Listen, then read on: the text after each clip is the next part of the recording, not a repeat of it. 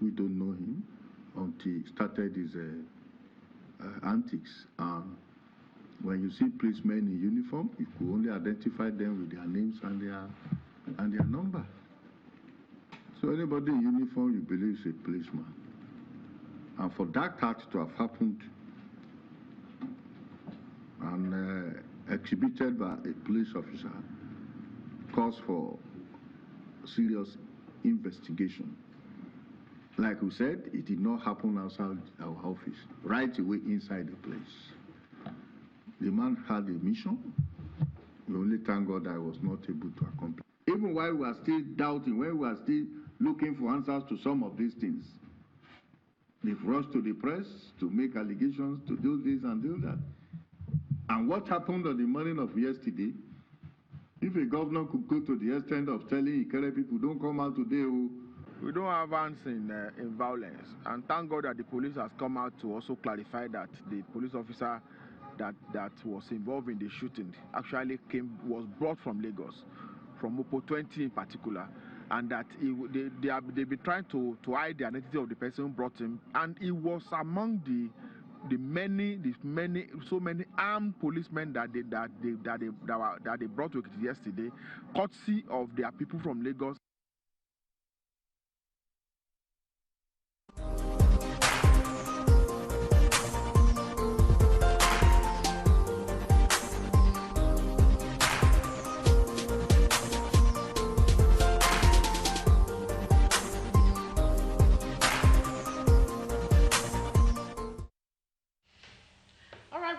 To the table. The number to use this afternoon is 0802 836 8971. That's 0802 836 8971. The number will be on your screen shortly. Okay, Mr. Ikem. Now, Ekiti is becoming quite notorious, you know, when it comes to party politics. We saw what happened at the primaries earlier on in the last month, I think, you know, and all of that. In fact, years down the line, if we trace the history of politics in Ekiti, you know, it's been saddled with one form of violence or is this the way to go, really, for Ekiti State? Is it becoming something that's come to stay? Let me not just say Ekiti. What is happening in Ekiti now, what has been happening in Ekiti, has been happening in quite a number of other places across the country. But the kind of bile that Ekiti people bring into their own space is something that ordinarily is something that shouldn't be. Ekiti is almost like a homogeneous set of people. They are all Ekiti. Just like the Jebus, you have Ijebu, Igbo, Ijebu, Yode. Ekiti is one Ekiti. So ordinarily, it should be easy. But without missing words, ever since the incumbent governor touched the politics of that state, things has not steadied.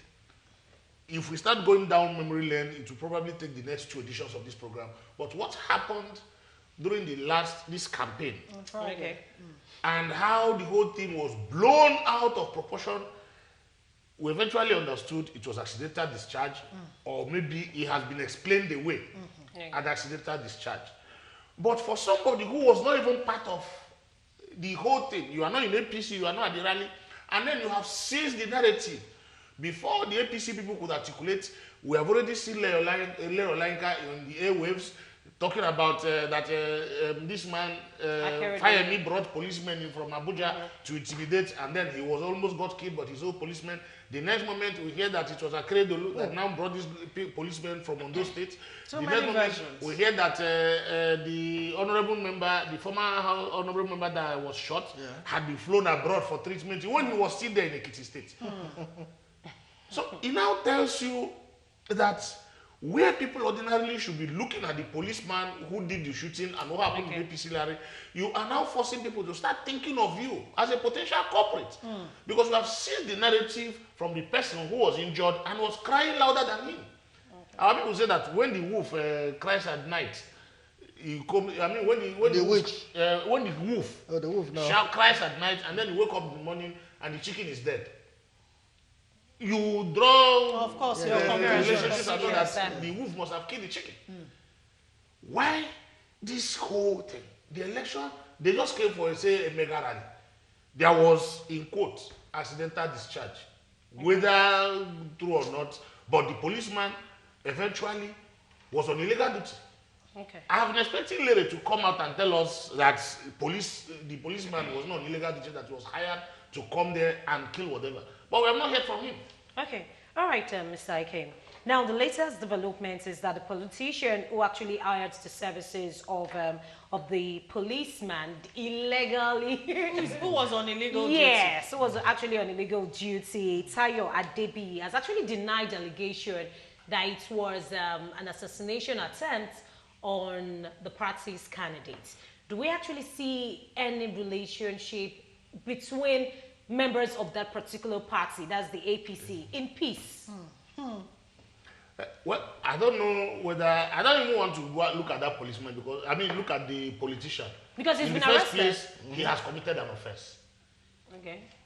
Even though a policeman should be responsible enough for his actions, but he provided the inducements that made the policeman to be where he should not be at that point in time. So we shouldn't even be listening to him for explanations of what happened and what didn't happen. You move the policeman without the approval of his supervisors, of his division, because he's an illegal on a bank duty somewhere in Lagos here, and then Or maybe it was his off day. he reports. I'm just thinking Even aloud. it was his off Or day. maybe it was his off day. Even So if it was. he's just making Some some of these aside things don't money. even, because ordinarily, if a policeman is on such special off-site duties, before you resume in wherever you are going, you're supposed to report to your division. Are you even You supposed to understand? be with your arm? Resign Are you supposed to be with your gun? You sign it You out sign it again, down, and yeah. then somebody knows that this is where you are. Exactly. We didn't hear that he first reported to his division and that the DPO or whoever is the Amora approved that he returns to his bank. So how did he find himself in Ekiti? In other words, when you look at it, you know that there are, like apart abuse from of that power. politician, there are layers of other people who should Who be are held involved, responsible yes. for even what that policeman did on that day. All right, Mr. Chris. Yes, I even think that this even opens us to another window of politicians illegally taking these policemen from off their duties to go and do some political wrongs. That this one, it just shows that it's been going on. This one just backfired. Yes, yes. And that's one layer. The second layer, another layer that my brother just said, is that first of all, it's just that we are losing sight because of the smoke being thrown up, or the shadow being thrown up, of principles of governance and of government. First of all, Ayo Fayose is the what they call it, chief security He's the chief officer security officer of that state. Yeah. True. And he is not supposed to be uttering those things he's uttering. You understand? I expected him to have, in fact, you know, sometimes somebody did say that the Nigerian situation is no dull moment. Things just keep happening that baffle everybody, defies logic. Because I don't know how to explain this. As you can see, it's a sequel to what we were talking about, was it last month? This is a sequel. APC rally, APC primaries, there was violence, and now just a rally to welcome a serving minister who just retired. There's another violence. Exactly. You know, so it's for me, I see this situation as struggling to capture the reality of our time today in Nigeria and straining to define the piece of the collective that is called Nigeria. They are trying to tell us that this is Nigeria anyhow, going forward to 2019. But I tell you that it is not so. Whatever they are planning today is going to really consume them, not the populace. You know what, Alera did raise a salient point, talking about the party itself, the APC. I mean, I understand internal squabbles in the party because people come with different ideologies, you understand, and different understanding of issues, and then we have to disagree sometimes to agree. But this is beyond just mere disagreement, internally. This for me is looking like an orchestrated plan. Do you get, this is beyond that. But I don't let's know. get to have something in mind. Because as the news breaks, news actually unfolds, and now the principal consultant to the Tayo, what's that his name? Adebi, that's the politician, actually hired the policeman. Had come out to say that the policeman actually shot into the air because some other thugs came into the rally ground. Why are you hiring? Let me say this. Let me allow Mr. Ikem. Let me say this. When something backfires, all manner of explanations, plausible or not plausible, will happen. The policeman, who are you firing at? Why are you firing? Inside your head, at the back of your mind, you should know you are in that place illegally. What did he go there to do? The politician who hired him not because he wanted to provide security around Fayemi. Yes. He hired him for personal enhancement. He needed to stand out in that mega rally that, yes, I am a frontline APC member in Ekiti State. And that Fayemi should, whether he likes it or not, notice me and reckon with me. That is the essence of carrying a policeman from another duty post illegally to Ekiti State. He didn't do that because he wanted to provide extra security for Fayemi. There's a commission of state of police in that place. If you say that Fayoshe had pocketed him, the neighboring Ondo states and Osun state also have policemen that you could move easily. Instead of moving them from Lagos like 4, 5, 6 hours. I mean, a rally is not an impromptu thing. No. It is a planned thing. And I think the same process that follows if you're having a planned protest follows if you're having a rally. Exactly. You would have informed the police on ground take in the your policeman there that's what I'm saying. He wanted to provide security for that rally. He took the policeman for himself. For personal reasons. So that policeman has no reason to fire at anybody who was attempting to do anything. Which can also give, credence to the fact that it could have been a thought out plan. Well, I don't want to do conspiracy. No, assassination. I understand. Let us look at it. Let us look at it from the point of logic. Number one, you are on an illegal duty. First thing, from a human mind, you should keep your head low. Lie low. Okay? The radar. Now, yes, under the radar. Now you didn't do that. Okay? Now, if you had fired maybe somewhere away from the minister, perhaps the noise and the whole hoopla we are getting now would have been reduced. But you chose the main target. Of course. In a crowd of people. In a crowd of people. And you said you fired up. If you fired up, the bullet would not have gone up and come and hit somebody in somewhere else.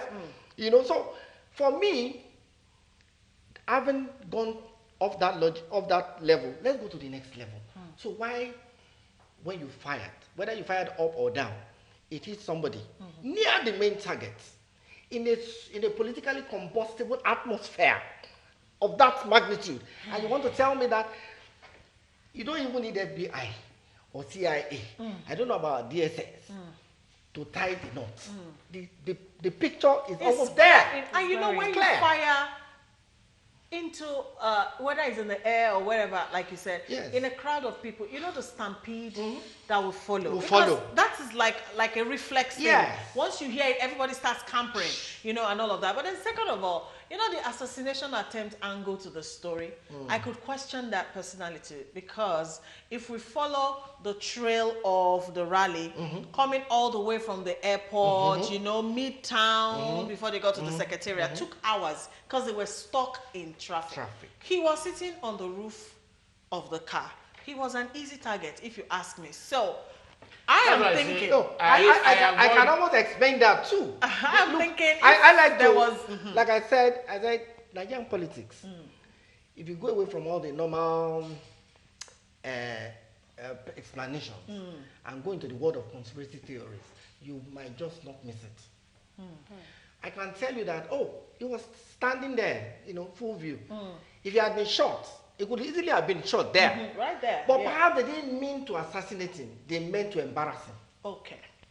All right, I get your thinking. Mr. Ikem, what Like I said, I'm trying to avoid conspiracy theories. But for me, if it didn't make sense for somebody on illegal duty standing out like a sore thumb in that place and knowing fully well what he stands to lose, to do it in a way where he'll be easily picked out. My thinking is this: when somebody picked him for self-aggrandizement, as it were, you first of all have to arrive at it and go somewhere and paint the town red. If they had done an alcohol level test on that policeman, he would have been drunk. I agree. That's one. Because the man has to make him feel good. To be able to, you know, show people who want to crowd out the man and prevent him from getting close to the focal point of the day, which is fine. If you do any alcohol test, if they had done alcohol test on that man that day, he would have been stone drunk, so drunk he didn't know the rules of weapons management anymore. Or maybe he was trying to impress. That's the furthest I can wait. I don't. If it was a one-shot situation, perhaps the drunken thing would have worked, which means maybe trying to bully people. Yeah. His hand Or touched the trigger. sporadic shots. It was sporadic. It was No, sporadic. It was planned. I was lucky. Let me say, I was privileged to have served in the military barracks. Yes. And I went like more than 5 times with them to their drills. I mean, going to the trench, to the shooting range. Yeah. They taught me how to handle weapons in the barracks. Yeah. If you are not alert, you put all those. That thing is a very light weapon. If you put it on rapid, once you pull it like this, the whole 20 bullets in that magazine But if it the gun is will go out in less than 2 seconds. Yes. Once it's on rapid, Okay. bam, you touch it like this, everything goes off. All right, let's look at a bit of reactions to this. Henry from Trade Fair in Lagos says, when will Nigerian people learn how to play politics? This other one says, hi to you all. Please don't call this number. Just send your SMS, all right? We'll try and read it. All right, Mr. Frank from Kafanchan, I'm going to be reading your message much later. This other one coming in from Francis from Ekiti says, a simple solution is to have more technocrats willing to take part in the race for the gubernatorial position, not career politicians. All right, we hear you. I'm DJ Zaki. The policeman is not wrong because he is not there on his own. So he's not there on his own. So blame the inviter. Okay. We should leave the invitee. Carry the invitee. All right. What do you guys think about the indoor meeting held by the APC immediately after the incident in line without caring about the lives of the other 5 people who were injured? All right, we get you. I don't know, this continuous issues with APC, you know, is making me feel a bit jittery. This is still an unraveling story that people might not have heard about. Even there was an issue with the APC women leader. We don't know that. Connecting the Kogi state governor, connecting the first lady as well. You know, that story is still, you know, it's still in the making. So many things coming out from the APC. We need to get our acts right. Let's move the country forward, and please let's stop killing people. That is, you know, my own concern. Because now the main thing right now is a lot of people will be pretty scared to come out to when they are having rallies. Election is around the corner. Anything can as well just get to happen. Yeah. Okay. Anyways, the policeman has been apprehended. Yes, and investigations are ongoing. So we hope. But will he be prosecuted? Well, we'll hope we'll see. We'll see They how. will use him as an example. They will dismiss Then what about the politician too? They invited the invited. That's my pain. That's my anger. This policeman. Okay. You will see. He will be punished. There will be on the room trial. He's the scapegoat. First, he's on illegal duty. He abandoned his duty post. He traveled away from Lagos with his weapon, and they will remember that he didn't sign it duly to travel away from Lagos. He's going to carry the whole His thing. offense will be like 5. They will dismiss him. Too bad. All right, our time is fast running, Mr. Ikem. Let's move on to our next topic, and this one is PMB signs not too young to run bill. President Muhammadu Buhari has signed the Not Too Young to Run bill on Thursday inside the council chamber of State House Presidential Villa in the presence of selected invited youths from the 36 states and also the Federal Capital Territory. However, in a brief remark after the president signed the bill, he told the audience, and I quote, "You can aspire for president, but please postpone your campaign till after 2019 election." End of quote. Now, the new law is aimed at relaxing some of the stringent and discriminatory provisions of the Constitution. And of course, age qualification for president has been altered from 40 to 30, governor from 35 to 30, senator from 35 to 30, House of Reps 30 to 25, and State House of Assembly membership from 30 to 25. And blah, blah, blah, blah, blah. Okay, so this agitation for, young leaders in Nigeria, Mr. Chris, how do you react to it, really? I think it's a good development. It's a great development. But the question is, our political problem, is it an age issue? Is it an age challenge? If you want to look at it, Fayoje is not an old man, is he? But what is he doing in Ekiti today? Ekiti is on the spot right now. He's the governor. We've had Dino Melai. You can't say he's exactly the old bracket. So really, it's not an age problem. I want to say that. In fact, if you ask me, we don't even have a democracy. I don't care what anybody says. We are just trying to cheat on their ideology. Right now, what I'm praying, we all pray. I don't know what I can say on that. We all pray that let's have a Ghanaian example. Situation, yes. Because it took one person to reorganize the whole system. So perhaps we need that reorganization right now. Otherwise, we'll continue to go round and round in a circle. Don't forget that these young ones that we are saying should come out now, most of them are grown by the old breed. We have a Senate president now who was grown by his father. But is he exactly what we want? So it's not an age thing. But then that it's been made official. Oh, great. Every young man can now aspire to be president, governor. Yes, you come from your university, fine. But it does not end there. It doesn't end there. We actually, don't forget too, that truly is the young ones that are moving politics globally today. We have Trudeau in Canada, we have Macron in France, we now have our own George Weah in Liberia, and so on and so forth. See, I am praying that God will give us that visionary mind. What we need is a visionary mind who transforms a visionary leader. It can be an old man, it can be a young man, it can be a middle-aged person. He's a human being. And don't forget, vision is infectious. But we don't have it. If you take your mind back, in fact, I want to believe that the wave of youth being at the helm of affairs today, was powered by, the Obama era. I looked back at how Obama got there. That's a very, very, very inspiring speech he gave at Kerry's, when he was contesting for presidency. At the DNC rally, he said something. He said, there's no Latino America, there's no African America, there's no white America, there's only the United States of America. It sounded like a good sound bite, but it came from a profound mind. Obama, before he got there, had been working, even before he became senator in Chicago.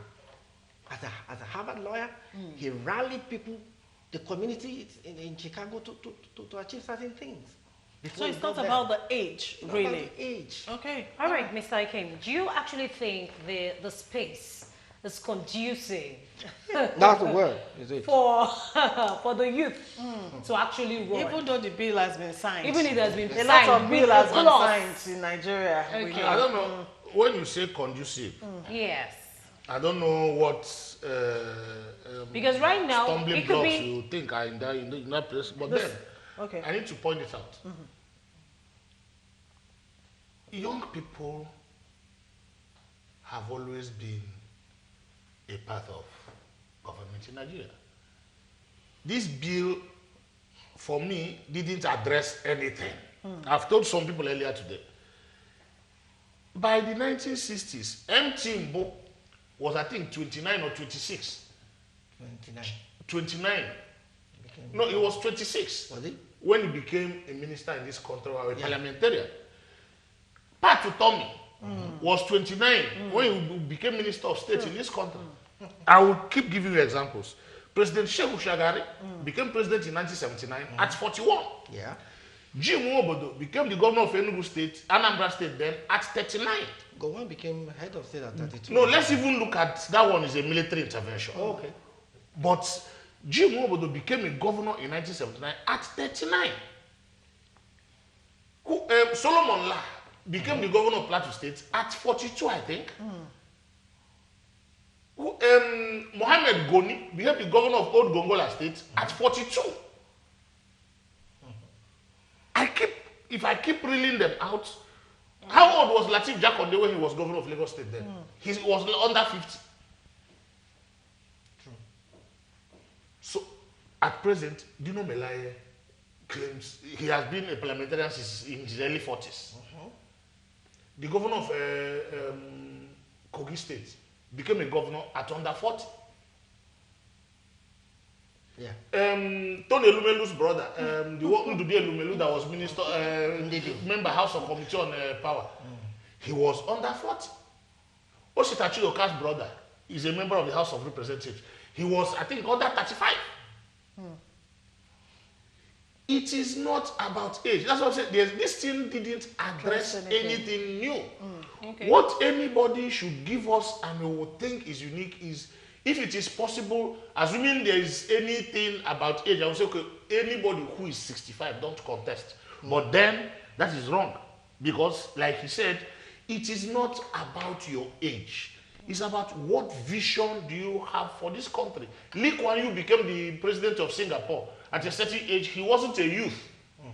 But he spearheaded the separation of Singapore from Malaysia, managed that country as a dictator from a democratically elected president until he became a dictator and was there until around, I think, 1984. Yeah. When he stepped down.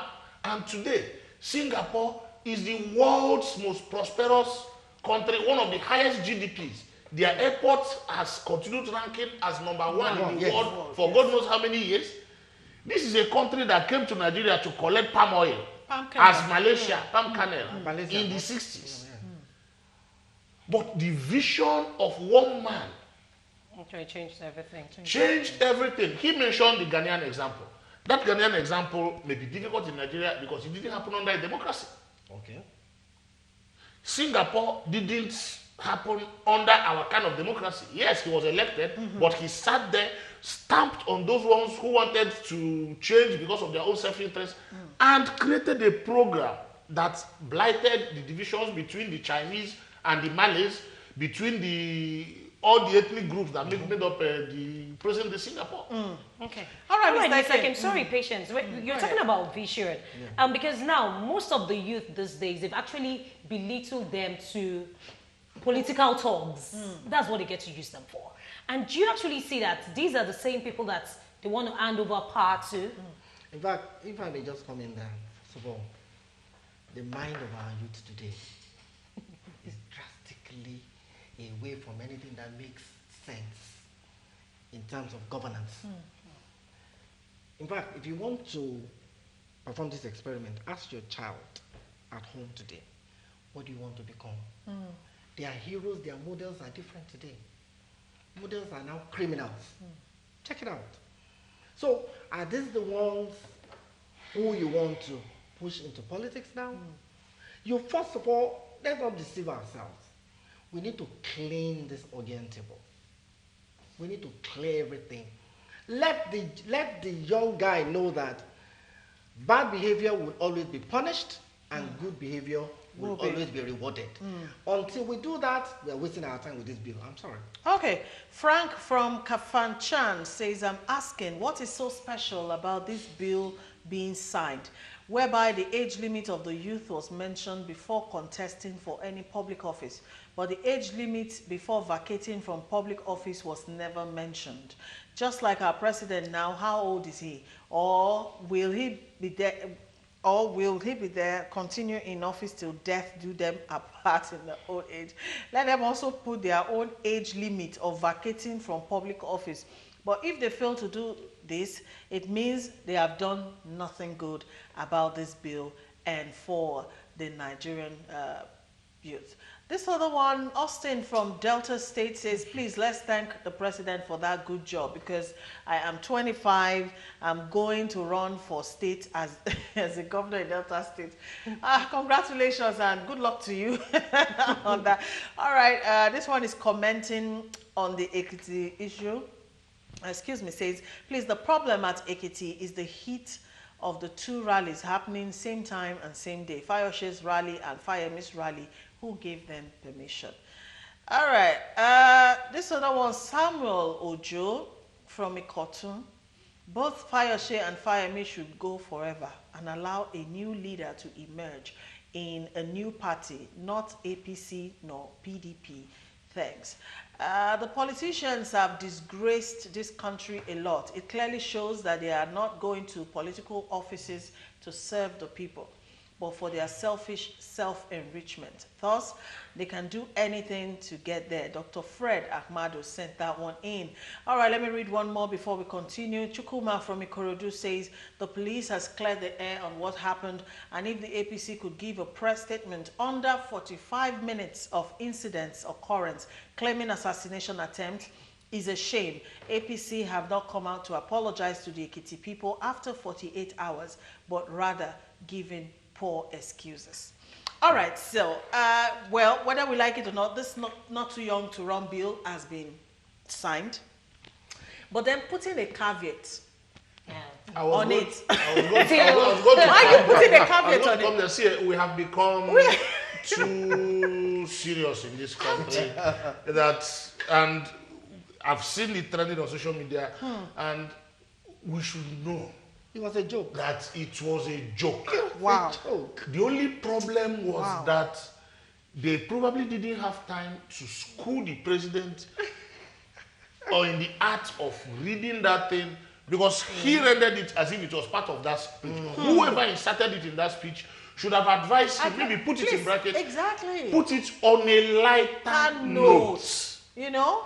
Put it on a lighter Why note. put a But caveat? he didn't, it wasn't a caveat, it was just a joke. Because I am contesting, please, Mona no run until wait, 2019. You know, he was like soliciting their support for himself. But it came out wrong. But the way it came out, but you have to understand the way some of those things run to know that it was meant to, because he had already finished reading it when he himself understood the full import of that thing, and then he stood up straight and smiled. I watched it. So it was supposed to be a joke to lighten the mood, but he didn't read it well. All right, quickly, Mr. Chris. But the thing is that I think, like I said, we're just too serious. Because when I heard it, even though he didn't smile there on camera there, I see it was a joke. Check that law. It was a There's joke. no place where he said, under section 1 until Buhari leaves office. Okay. I think and then some people are even going ahead for that. To say they're going to sue the president. I think that is silly. While we're talking about Nigerians being too serious, we have to understand that the poverty level out there is a very serious matter. So it takes a lot to get an impoverished man to laugh. The problem or to get your joke. While You know what I'm we are talking too about? serious too, a lot of things we take seriously, we turn it to a joke. Well, Things when people throw jokes at us, we take it serious. So it is some kind of I guess it depends on the mood, and it depends on the person that is actually I think there's another side to the president that a lot of people have refused to acknowledge. The guy is a funny guy. He is. People who are close to him he laughs actually, yes. He has a sense of humor. Funny. Okay. But you know, in terms of, in present day of hunger, there are some certain people that when they put the joke to you, It's not funny. Smile about. No, All right, let's move it along. Let's move it along. We have 10 more minutes of the show. Our last topic today is the Senate President and robbery allegations. The police have invited the Senate President Bukola Saraki over the Offa bank robberies, which occurred on the 5th of April this year, during which some policemen were killed and millions of naira stolen, and also about 30 or more other people died. He was asked to report to the Force Intelligence Response Team office at Guzape in Abuja to answer to the allegations reportedly leveled against him by 5 alleged gang leaders involved in the said robberies. And the robberies, of course, we know occurred at First Bank, Guarantee Trust Bank, Echo Bank, Zenith, Union Bank, and Ibolo Microfinance Bank, all of them in Offa there in Kwara State. Now, apart from the gang leaders, other principal suspects too have implicated the Senate president. Meanwhile, while responding, wow, this is a lot. Saraki, in a statement issued by Special Advisor, Media and Publicity, Yusuf Olaniyonu, dismissed the allegation, describing it as baseless. He said he had no link with any band of criminals. All right, we have the footage of the police, making their statement there. Let's take it quickly and then come back and we'll talk.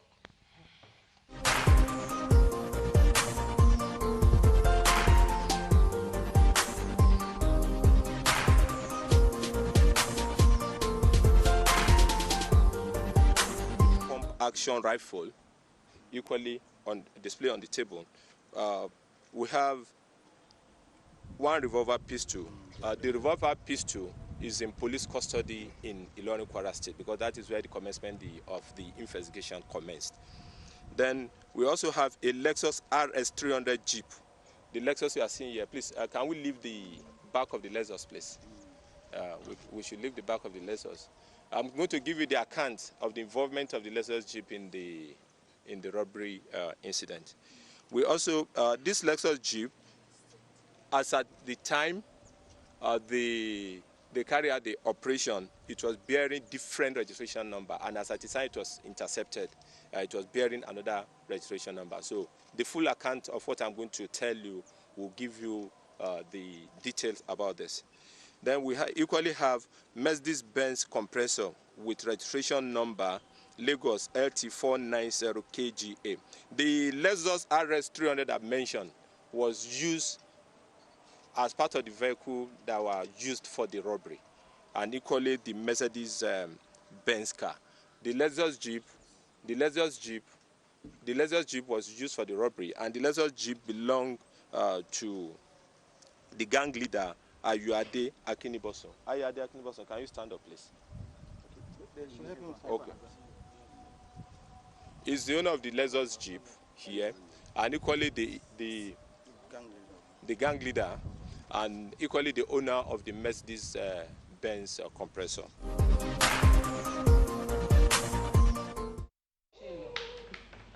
Okay, I'm sorry, we can't take the full clip. You can watch it on YouTube. It's about 8 minutes long, more allegations.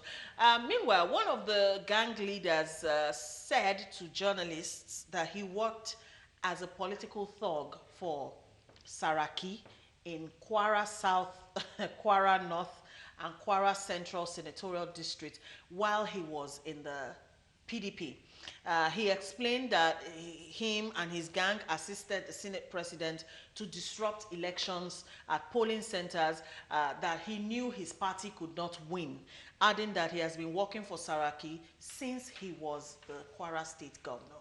Meanwhile, the Senate president has said this whole thing is a plot concocted to embarrass him because of his insistence that the Inspector General of Police, Mr. Ibrahim Idris, should appear before the Senate to explain reasons for the rampant killings and violence across the country. Gentlemen, here we are. It's like a crossroads, crossroads. What are we looking at here? Are we looking at a case of witch hunting or a case of, robbery? My brother just said something just now and I from just taking the lead from you. He didn't believe in, or he doesn't believe in conspiracy theories. When you just mentioned that crossroad, I'm now going to coin something now. When at crossroad, open conspiracy theory. That's where we are now. First of all, let's look at that robbery. That robbery was the most brazen, the boldest robbery attack this country has ever witnessed. Don't forget there's a governor. And also one of the bloodiest. Let's not forget that. There's a governor, which, as we said, is chief security officer of the state. There's a level robbery or crime will get to. It will require the intervention of the military. I don't know, maybe I can be corrected. But that day, we were almost getting there. Robbers operated so freely for hours, almost up to an hour. It was trending on social media. It completely eluded or evaded the state house. That's one. Now, the governor is an ally of the Senate president. Conspiracy theory. I'm not alleging anything. Now, from all the evidence that police PPRO was just talking about, they are traceable. Okay, let's go to the, let's be the devil's advocate here. We know that, according to people alleged that police can get criminals from prison to come and implicate anybody. Of course. But then, there are those, what we're seeing here, or what we have seen, kind of beats that hypothesis. Okay. So for me, I think this is a serious matter. Those word-fed people we just suspects we just saw didn't look like people that just came out. No. And do you know one thing? Well Because I was actually following this story, and I sent it to patients yesterday. We're actually brainstorming together. But the main thing is, when asked about the car, he said it was a gift. A gift From the Senate president. Because they are political talks that they get to use. Yesterday, when it started and our people were now going back and forth. Sorry to interject here, Mr. Ikem. Now, these gang members, actually, they have like a group.